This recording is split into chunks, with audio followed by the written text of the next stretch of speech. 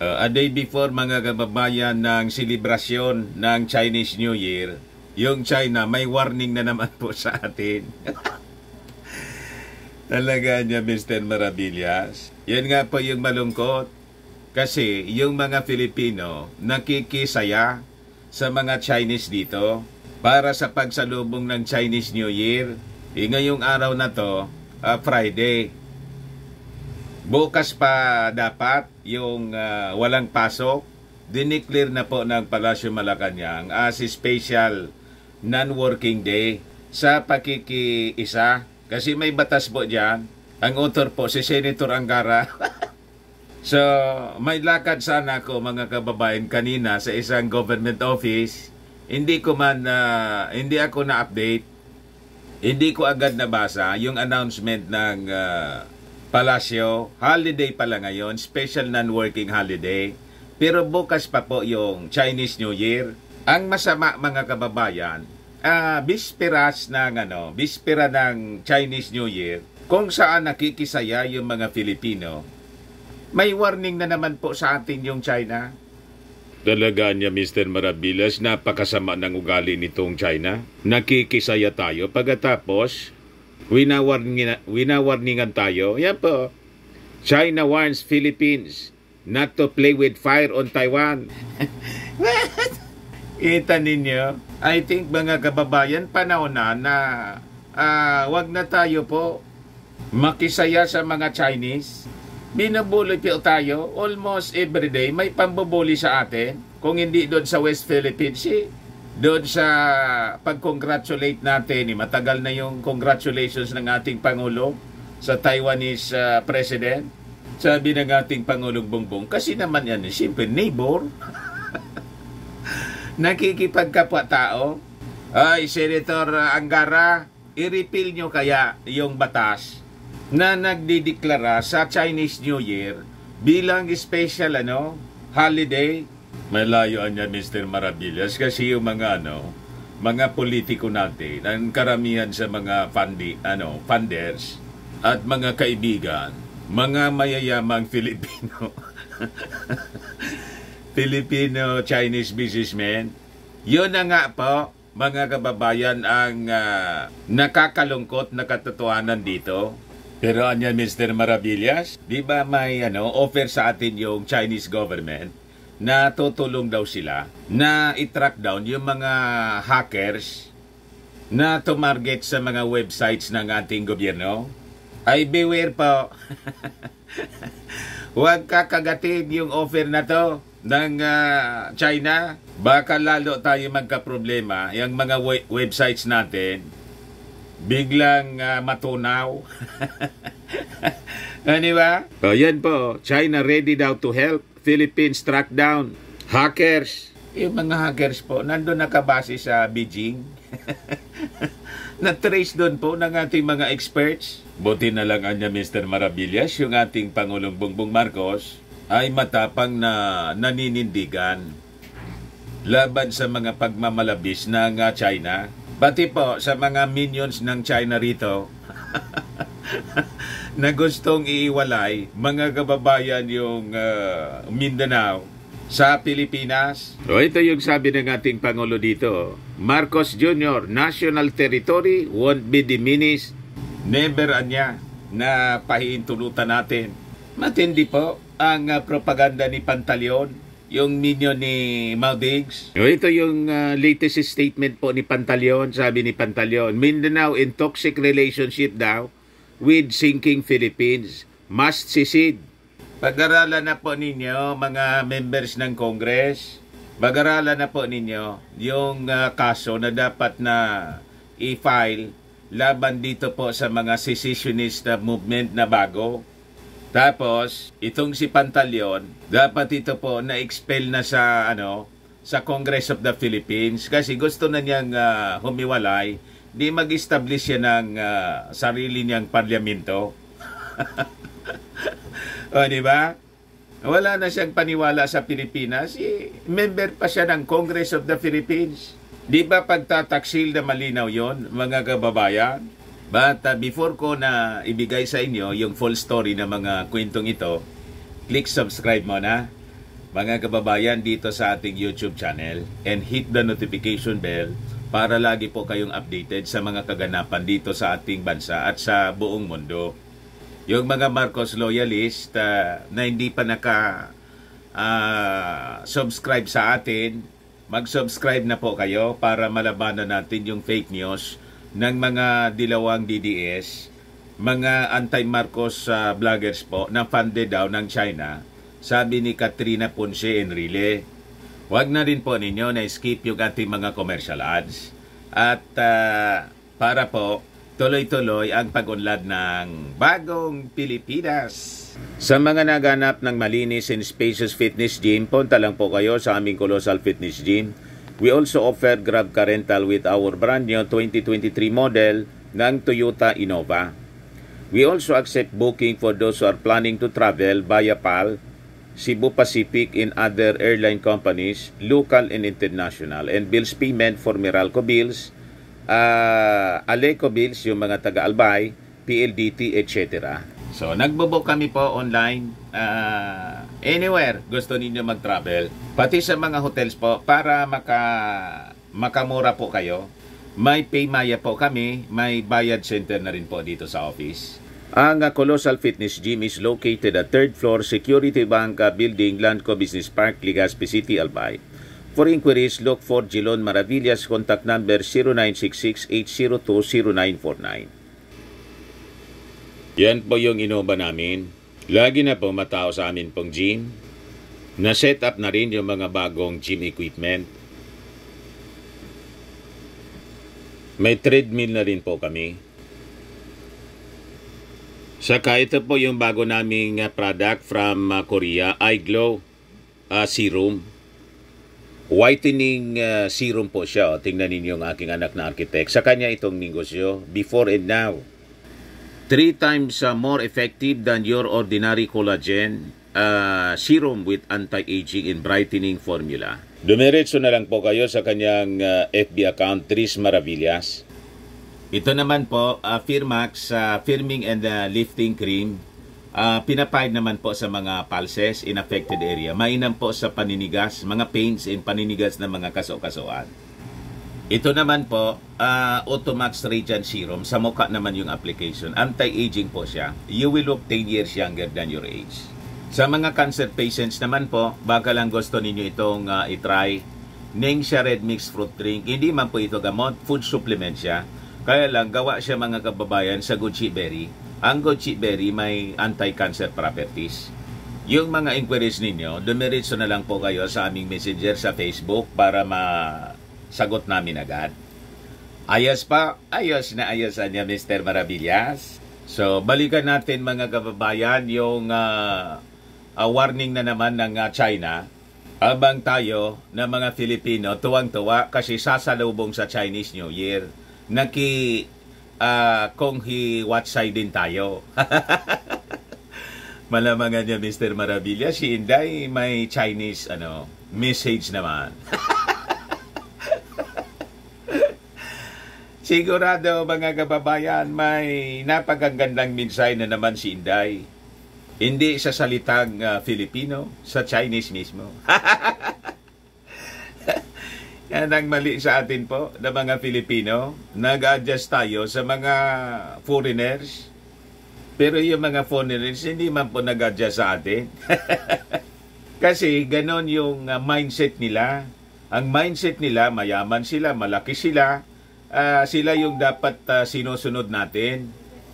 Dapat sa bagong Pilipinas, mga kababayan, sabi ng ating Pangulo, bagong Filipino tayo, ibahin natin yung mindset. Ang gustong ma-achieve mga kababayan ng ating Pangulo, yung sabi niya sa kampanya, tayong Filipino, taas noo, kahit kanino. Yan po ang bagong Filipino. Itulad nito mga kababayan, binubuli na naman po tayo. Ayan po, pinagsasalita na naman tayo mga kababayan. China warns Philippines not to play with fire on Taiwan. Wala nang piniling panahon. Itinaon pa sa selebrasyon nila ng Chinese New Year. Sabi po ni Wang Wenbin, Chinese Ministry Foreign Affairs spokesman, wag niya kayong maglalaro sa apoy. ay maglalaro ng apoy.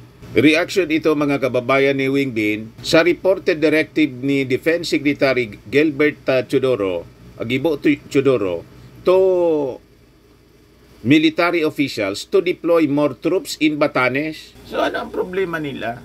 Batanes po, territory natin. Hindi man po deployment ng troops sa Taiwan. Wala ba tayong karapatan mag-deploy ng ating mga trupa? Kailangan tayo na humingi ng permiso sa kanila. Ibatanis yan. Sumusobra na po. Senator Angara, bawiin na po ninyo, i-repeal ninyo. Dapat as a sign of strong protest sa kanila na tayo hindi na makisawsaw sa Chinese New Year. Kasi yung rason ninyo kung bakit tayo nakiki-celebrate at ipinasa ninyong batas, kasi yung mga Chinese investments dito, mga businesses galing sa China, laking tulong sa ating ekonomiya. Ngayon po, perwis yung ginagawa natin, ang ginagawa nila sa atin, pamboboli at pag-iinsulto, di po ba? At pangingialam sa ating internal affairs. Deployment ng troops natin sa Batanes, nagagalit sila. Lalo pa dito sa West Philippine Sea na contested. Iyon nga, mga kababayan, wala man silang karapatan doon at hindi man contested po, nangingialam na, namimihasa kasi po eh. So sabi rito, Teodoro wanted to mobilize more troops to the remote Batanes Islands, less than 200 kilometers from Taiwan, to fortify Manila's territorial defense capabilities. Para sa ating defense capabilities, kasi mahirap na po, masyadong na-insecure sa atin yung China. Ba't kayo na-insecure? Di ba napakalakas ng inyong military? At yung purpose lang naman nun, for defense, not for offense. Kung hindi kayo papasok sa aming territory, hindi man yung gagalaw. Nandun lang yung nakabantay, naka-standby. So wag pala kami na magbantay sa aming sariling territory. So bakit pa na ang bawat bansa ay kailangang may military for defense? So sabi ng Chinese spokesman, I want Anya to stress again that Taiwan question is at the heart of China's core interest and is a red line in bottom line that must not be crossed. Sino naman yung di ba na nagsabi na yung ating Pangulong Bongbong Marcos? One China policy remains. Ito po, the Philippines in January reiterated its adherence to its One China policy. Hindi kayo naniniwala? Kung hindi kayo naniniwala sa aming position po, wala na kaming magagawa doon. Di ba? Paniwalaan ninyo yung gusto ninyong paniwalaan, but we will secure our territory. And that is the policy of our President. Yan ang sabi ng ating Pangulong Bongbong Marcos. Marcos Jr., national territory won't be diminished. Ito yung sinabi ng ating Pangulo sa okasyon ng Philconsa po, doon sa Makati, kung saan tinawag niyang preposteros yung sinabi po ni Digong na gusto nilang ihiwalay ni Pantaleon at mga supporters nila yung Mindanao sa Pilipinas. It is a constitutional travesty, sabi ng ating Pangulong Bongbong Marcos, and it is doomed to fail. Tiningnan ko po yung kaninang umaga, tiningnan ko yung kaulugan sa Google ng preposteros. Ang ibig sabihin pala po, stupido. Stupido, tonto, foolish, mangmang. Yung tawag dito sa amin yan, pulpol. Patal. Tulad ng pulpolitiko. Medyo tumali mga kababayan yung mga statements ngayon ng ating Pangulong BBM. Kaya po nanginginig yung kampo ni Duterte po na wala yung tapang. Ari Roque po, hindi na makatulog dahil sa issue ng warrant of arrest galing sa ICC. Yung ginagawa po ng China, ginagatungan nila yung mga minions nila rito para i-dismember yung ating bansa. Siguradong may connection ito, mga kababayan. So sabi ng ating Pangulo, there's no way the national territory would be diminished. As he declared that any attempt niya to separate Mindanao from the Philippines is doomed to fail. I've said it before and I'll say it again. Our national territory will not be diminished even by 1 square inch. We will continue to defend from any threats, external and internal. Yung external po, yung mismong direktang threat galing po sa China. Yung internal, yung mga minions ng China. Ginagamit nila mga kababayan para guluhin tayo dito sa ating bansa. That includes this new secessionist movement na ang pasimuno mismo yung dating Pangulong Digong. Bayag kayo sa ganon, mga kababayan? Dapat talaga niya, Mr. Maravillas, na alisin na yung bumalik na tayo sa membership sa ICC. Para niya manahimik na, dali na si Digong doon sa the Netherlands. Pag sinubukan daw siyang aristuin sa Davao, talaga na POTA. Subukan na niya nila at talagang magkakabarilan kami. Hindi niya makukuha nilang buhay. At hindi po. So sabi ng ating Pangulo, I've said it before and I'll say it again. Our territory will not be diminished even by 1 square inch. We will continue to defend from any threats, external and internal. We will not allow even an iota of suggestion of its breaking apart. Sabi po ng ating Pangulong Bongbong Marcos in an event commemorating Constitution Day doon po sa Makati. Sabi ng ating Pangulo, it is a grave violation of our Constitution. A move to secede Mindanao from the Philippines being spearheaded by his predecessor, Rodrigo Duterte. Alagaan niya, masama, Mr. Maravillas, yung epekto ng fentanyl. Nawala na po sa sarili. You see? So Marcos called on Filipinos to join him in defending the sanctity of the country's territorial integrity. He said the Constitution calls for a united and undivided country and does not have a provision allowing its dismemberment. He noted that the leadership of Bangsamoro Autonomous Region in Muslim Mindanao and other political leaders of the island have repudiated what he called a preposterous proposal. This is because there can be, in fact, there is already genuine and effective local autonomy throughout our country, especially the BARM, without compromising our national integrity in the slightest degree. I strongly appeal to all concerned to stop this call for a separate Mindanao. It is a grave violation of our Constitution.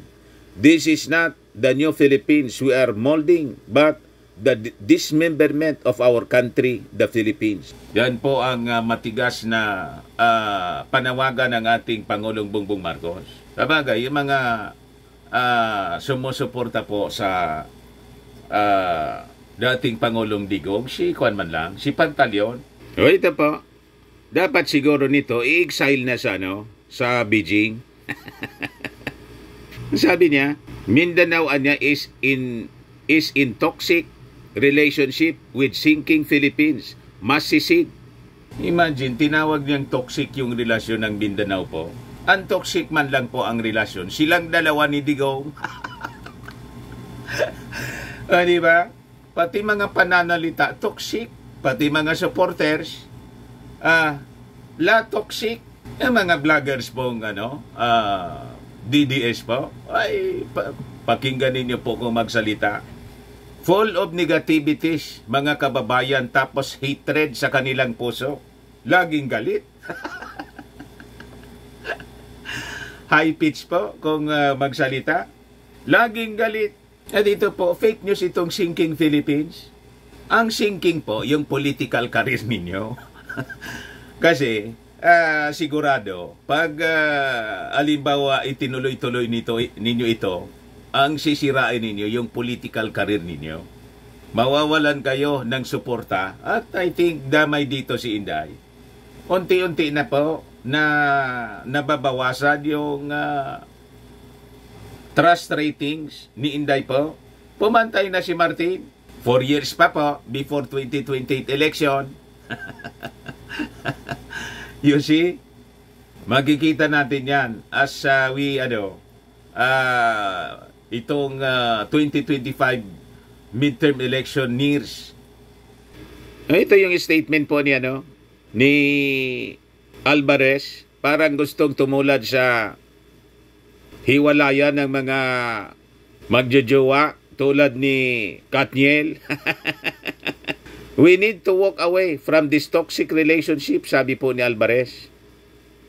Please just let us go. After all, a lot of people are breaking up this month. Let us just break up. Better for us to be on our own. According to Alvarez, their aim is for Mindanao to finally be allowed to prioritize itself. Mindanao should not just be an afterthought because the national government has different priorities. That's hard. It's been like this for a long time. If the Philippines can't provide what we Mindanaoans need, why we are still there? Ano ang pinagsasabi ninyo? Sa panahon po ni Digong, sa isang distrito lang ng Davao City, distrito ni Pulong, 51 billion yung ibinohos. Asa na yon? At saka, kayo man lang po yung nagdadaldal ng ganon. Yung mga local officials at saka yung mga dating secessionist rebels, ayaw na ngayon. Nakipagtulungan na po sa gobyerno. Yung mga MNLF, MILF, sundalo na ngayon at polis ng barn. Tapos kayo naman yung manggugulo. Naayos na yung gulo. Tapos lumitaw naman yung panggugulo ninyo. Tapos nagsisweldo kayo sa ating gobyerno. O di mag-resign na po kayo pag ganyan. Huwag na ninyong hintayin na ma-expel pa kayo kasi may nagpaplano na paimbestigahan kayo sa Kongreso para expel yung Pilipinas daw, sinking ship. Ang sinking po, yung mga distrito ninyo, kaya hindi naayos, lumulubog sa baha. Kaya, nang tingnan ng ating Pangulong Bongbong Marcos, kailangan na niyang pag-aralang mabuti. Kailangan yung pag-redesign ng mga infrastructure na dapat tugma sa climate change. Pinabayaan ninyo, di ba? Yung ating Pangulong, yung iyong barkadang Pangulo, 6 years. So, ibig sabihin, pati kayo mismo at yung Pangulo ninyo ay a failure. Matindi talaga niya, Mr. Maravillas, yung paglalason sa kaisipan ng ating mga political leaders ng China. Ganon nga po, mga kababayan. Kaya sinasaway ko po kayo. Huwag na tayo makisali po. Tayo mga pure Filipinos. Hayaan natin yung mga Chinese Filipinos konghiwatsay. Pero tayo mga Filipino po, huwag na tayo makisali. May New Year na po tayo, tapos na. Yung January 1. Tapos may Chinese New Year pa kayo. Hindi man kayo Chinese. Alam ba ninyo na yung ang kultura po ng China, ginagamit nila as a tool, a weapon to influence the people of the world para yung interest nila, mga kababayan, ay maitulak. Ganun po kalalim ang laro ng mga Chinese. Ginagamit po nila yung kanilang culture. Saan mo naman yan, Mr. Maravillas, nakuha ang ideya? Hindi ko ba po ito ideya? This is based on studies po. Sa behavior ng China. Yan po. China, US Focus, Society and Culture, Examining, 2018 pa to, na article po. Ang nagsulat po si Ami Xiao. MA student sa New York University, Washington Square. Chinese siya, Amish siya. Examining China's soft power and cultural influence. Ginagamit po nila yung kanilang Chinese culture para impluwensyahan yung mga tao sa buong mundo. Para sila maging powerful. Pag naging powerful sila, mayaman, then pwede na silang mag-dictate sa kung ano ang pwede nilang gawin. Yun ang ginagawa po nila sa atin. Kaya tingnan ninyo, mayayaman yung mga Chinese. Kasi sila yung nagninegosyo rito. Sila yung nagbibenta. Kung ano-ano yung pinagbibenta. Pag Chinese New Year, binibintahan tayo ng mga tawag dito. Kung ano-anong pampaswerte. Ang yung mga feng shui masters, mga kababayan, lumalabas sila, pa-interview sa mga television po, ini-influensya, bini-brainwash yung mga tao. Ito anya yung mga pampaswerte, bili na anya kayo. Tayo naman, nauto, para swertehin, bili tayo ng bili. Nang bumili tayo, lumipas yung mga araw, mahirap pa rin tayo. Bakit tayo mahirap? Tayo yung bumili. Tayo yung consumers ng kanilang mga pampaswerte. Kaya yung swerte sa kanila, sa atin, malas. O diba? Yung mga feng shui masters, tapos yung mga manghuhula nila, na-brainwash tayo. Sila yung nagtitinda. Dapat tayo yung magnegosyo. Ang problema, sila yung nagdinegosyo, tayo ayaw natin magnegosyo. Tayo yung consumers, tayo yung binibintahan. Tapos niluluko tayo sa pagpapaniwala ng kung ano-anong mga superstitious belief. Mga kababayan, alam ba ninyo yung feng shui? Superstitious belief. Ayan po. Yung mga paniwala na irrational. Wala mang basihan. Ano niya, Mr. Maravillas, ang base mo sa pagsasalita ng ganyan? Google ko naman pa. Google. Superstition. Sabi diyan, a superstition is any belief or practice considered by non-practitioners to be irrational or supernatural, attributed to faith or magic, perceived supernatural influence or fear of that which is unknown. Kaya sige pa feng shui natin, tapos sisingilin kayo pati yung pagpapatayo ng bahay pa feng shui. Siyempre magbabayad kayo doon sa feng shui master. Tapos bibili kayo ng mga materials ng pampabahay ninyo, pagpatayo ng bahay, hindi man sa Filipino businessmen, kundi sa mga Chinese. Tapos sila yung may paninda niyan. Di ba? So, yumaman sila kasi consumer tayo. Ikaw ay gastos ng gastos. Hindi ka man marunong magnegosyo. Di ba ganun yung sinapit ng mga Filipino? Kaya mahirap yung mga Filipino. Mag-aral tayo na maging entrepreneur. Hindi mag-asa dito sa swerte-swerte, pungsoy-pungsoy pag Chinese New Year, tapos sa mga pampaswerte, bili kayo ng bili. Disinwerte tuloy yung mga Chinese entrepreneur. Kasi bumili kayo sa kanila. Naloko na niya, Mr. Maravi. Talagang naloko kayo.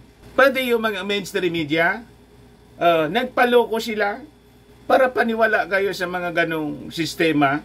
Ano sabi dyan sa Google?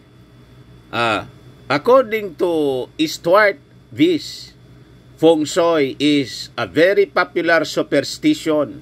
The People's Republic of China government has already labeled it as superstitious. Mismong gobyerno ng China nagsabing superstitious belief yung feng shui. Nagparapaniwala kayo. Yoshi, kung paano tayo niloloko nila. Tingnan mo ito na post ng ABS-CBN. ABS-CBN to. Ilang oras na lang ay Chinese New Year na. Narito ang ilang tips para sa maswerteng pagsalubong ng bagong taon. So kung ano-ano ang activity ng mga Chinese ngayon, nakisawsaw yung mga may mga celebration sila yung mga Filipino. Bilian niya tayo ng mga pampaswerte. Di ba? Kaya siging yaman ng mga Chinese. Ano ang green niya, Mr. Maravillas? Parang kulay yan, Inday. Tips sa pagsalubong ng Chinese New Year ayon kay Master Hans Kua. Sabi dito, magsuot ng green para makaakit ng pera. Nalagaan niya, Mr. Maravillas, ang kulay ng pro-China. Si Inday lang ang makaakit niya ng pera galing sa mga sponsors niya. Di ba? Tapos gagamitin para ma-brainwash yung mga Filipino na iboto siya sa 2028. You see? Tapos sabi, buksan lahat ng ilaw sa bahay. What? Pag-aksaya po ng ng kuryente yon. O bakit? Kayo yung magbabayad ng mataas na singil sa kuryente? May control pa naman ng National Grid Corporation, China. So tataas yung konsumo ng kuryente kasi brainwash tayo na ito daw, pampaswerte ngayong pagsalubong sa Chinese New Year. So biglang tataas yung konsumo. Yung sisingilin sa inyo, sumala sa atin, hindi man po ito pampaswerte. Pampaswerte po sa China kasi yung China ang may-ari ng National Grid Corporation. O di ba? Niluloko tayo po. Tapos, mag-display ng dragon sa southeast area ng bahay o sala. Sumaganap kayo ng dragon. Saan bibili? Sa kanila po. Sa tindahan nila ng mga pungsoy stores. Alam niya ba mga kababayan, tawag nila sa Chinese New Year ngayon ay Year of the Wood Dragon. Ang hindi alam ng mga tao, mga kababayan, maganda na po yung tawag natin sa New Year. Di ba yung tawag natin 2004 is 2004 AD, Anno Domini, in the year of our Lord Jesus Christ, our Savior. Na siya yung ang ating Diyos. Pinalitan ninyo ng dragon. Sa Bible po, alam ba ninyo na ang dragon is another name for Satan? Si Mr. Maravillas naman yan, nananakot na naman. Check natin, i-google ulit natin mga kababayan. Yan po, Revelation 12:3-4, a great fiery red dragon. In the Old Testament, he is called Satan. So, pinalitan ninyo, mga kababayan, yung mga naniniwala dito, pinalitan ninyo yung Year of the Lord, Year of Satan Year of the Dragon, Wood Dragon ang tawag po nila. You see? Hindi po akong may sabi niyan Ito sabi dito sa Bible. Ang dragon daw po is another name for Satan. So yung mga Filipino na Kristiyano, nakikipag-celebrate kayo sa Chinese New Year, Year of the Wood Dragon. Ayan po. Chinese New Year 2024, Year of the Wood Dragon. Forecasts per animal sign. Talagaan niyang Mr. Maravillas, sakto, Red Dragon talaga. O, tingnan ninyo. So, yun na yung gusto ninyo na i-celebrate. Yan Red Dragon, Wood Dragon. Ano, makikipag-celebrate pa kayo kung iwatsay. Matapos ninyong mapanood itong ating video, nasa sa inyo yan. Diba? Ako dito, nagpapaliwanag lang at binabasa natin yung mga references natin. Biblical siya po. Ano pa yung sabi dito? Magpagulong ng kiyat, papasok ng bahay.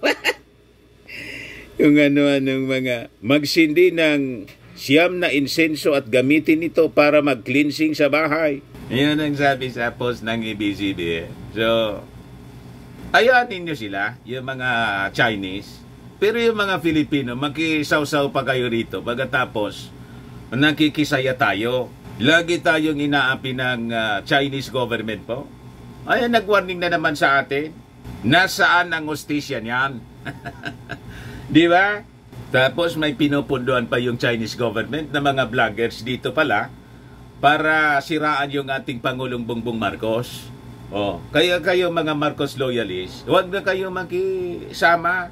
Pinagluloko tayo ng mga sponsors nitong mga minions ng China dito sa ating bansa. Tapos makikisaya tayo sa kanila habang niloloko tayo.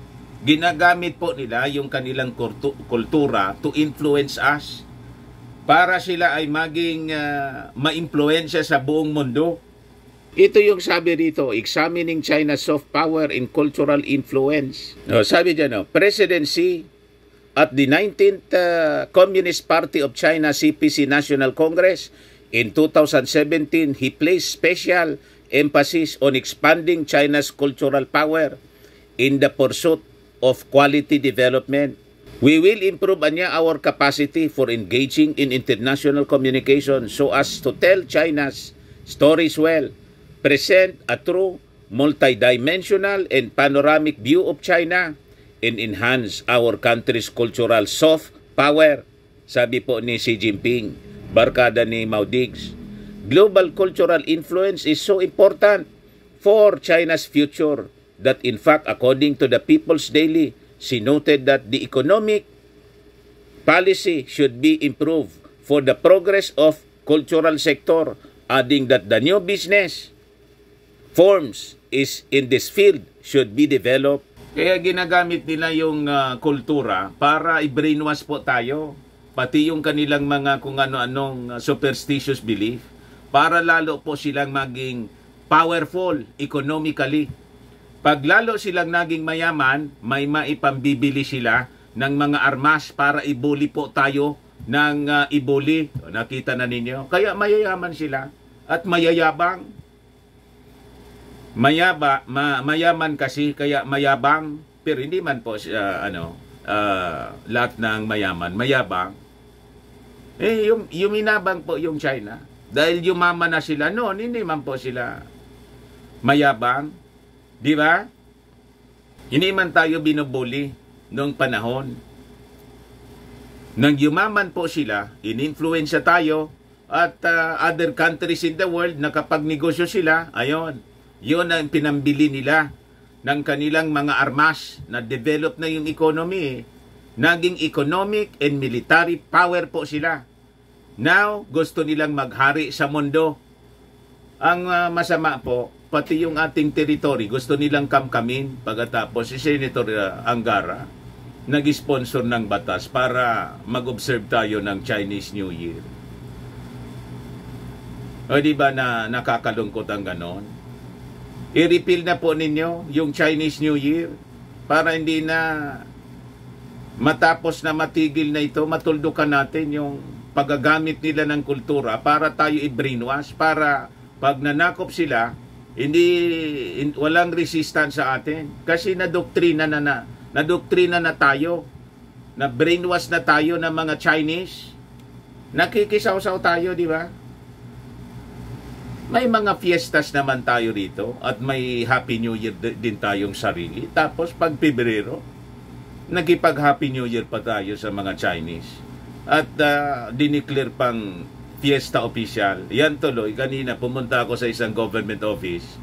Sarado pala. Imbis naging productive po tayo, nandun tayo sa nasa pagngangalang tayo habang nagbibinta ng mga kung ano-anong pampaswerte daw yung mga Chinese kasi sasalubong sa Chinese New Year. Nasaan ang hustisya dyan? Ayan man lang po mga kababayan. Ako po si Dante Maravillas. Bye-bye. God bless.